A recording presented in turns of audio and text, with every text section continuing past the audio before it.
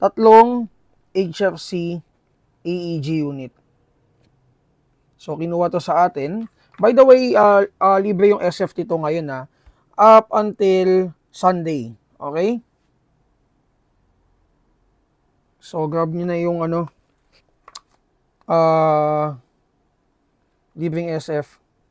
Okay? So, ang code dito is HFC 203B. So, polymer front assembly, polymer receiver. So, lapit mo, brother. Di pa natin ito napapakita sa kanila eh. So, medyo futuristic yung niya, yung looks niya. And itong pagka-polymer nito, guys, very solid. Hindi siya yung mukhang ordinary yung plastic. Fully adjustable din yung stock. And ang kagandahan dito, guys, kasya yung 2.2 storm power LiPo dito.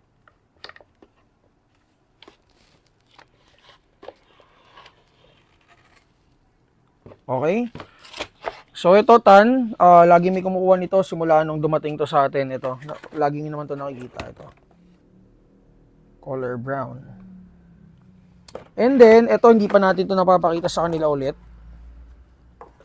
201, 'di ba? So ito yung pinaka maikli sa kanila. Si HFC 201. So may kasama na ring sights, front and rear sights. The same stock, kasya yung 2.2 LiPo. Okay? So guys, test natin.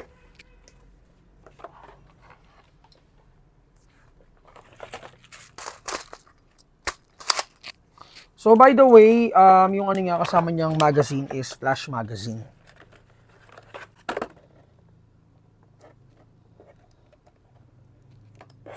Okay, game tayo.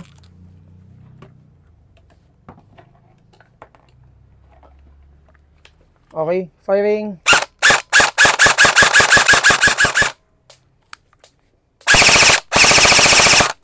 Yan, so nasa 492 to 500 FPS. So ikaw na mag-unload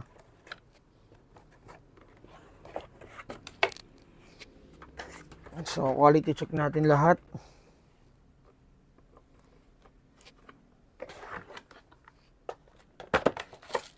Sulit na sulit to O yan, 500 din. Full auto. Yan, so nasa 482. So ako, suggestion ko pagka kukuha kayo ng unit na to, i-diretso nyo ng 2.2. Kasi since mataas yung FPS niya, mabigat din yung mabigat yung niya, or mataas yung spring rate niya. So, mas maganda kung 2.2 para mahatak niya talaga. Okay, so HFC 201 black. Dalawang kulay din ang meron tayo nito, black at saka brown. So, ito given, medyo mas maikli. Pero mataas pa rin to, 480 Full auto. Ayan, so consistent nasa 480 FPS. Hindi pa rin pwede sa CQB kahit na sobrang taas ng FPS. Okay, so ayun guys, thank you Acer na kumuha nitong tatlong unit na to. PM lang kayo guys or kung may mga tanong kayo regarding this HFC AEG units, PM lang kayo sa page natin. And para doon sa mga